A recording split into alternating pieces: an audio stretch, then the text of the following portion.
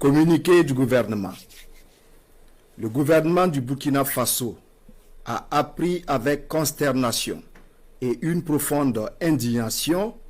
le décès dans des circonstances obscures de notre compatriote Alain Christophe Traoré, alias Alino Faso. Dans un communiqué du procureur de la République de Côte d'Ivoire, largement relayé sur les réseaux sociaux, Alino Faso serait décédé le jeudi 24 juillet 2025 à l'école de gendarmerie. Depuis la publication hier d'informations relatives à cette disparition tragique, le gouvernement est resté mobilisé et attentif à l'évolution de la situation. Il relève que, jusqu'à cet instant précis, aucune notification officielle ne lui a été faite par les autorités ivoiriennes sur la mort en détention de notre compatriote.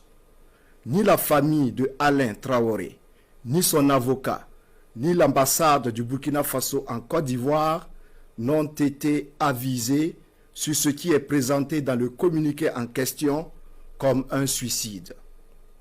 Le gouvernement, par le biais du ministère des Affaires étrangères, de la coopération régionale et des Burkinabés de l'extérieur, a donc convoqué d'urgence la chargée d'affaires de l'ambassade de la République de Côte d'Ivoire au Burkina Faso aux fins de s'expliquer sur le sort de notre compatriote, laquelle chargée d'affaires a, hélas, confirmé l'effectivité du décès de Alain Christophe Traoré, alias Alino Faso. Le gouvernement s'étonne que le drame se soit produit dans une école de gendarmerie et dans ces circonstances, alors même que le porte-parole du gouvernement ivoirien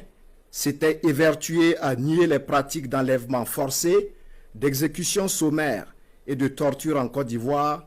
lors d'un point de presse en date du 15 janvier 2025. Toutes ces déclarations d'intention sur la transparence et le respect des droits humains contrastent paradoxalement avec la gestion ténébreuse de ce dossier soldé par la mort plus que suspecte de notre compatriote Alain Traoré.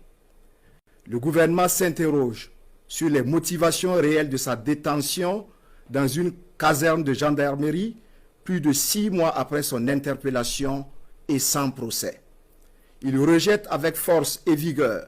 la thèse du suicide actuellement avancée par les autorités judiciaires ivoiriennes qui ont brillé par une complaisance coupable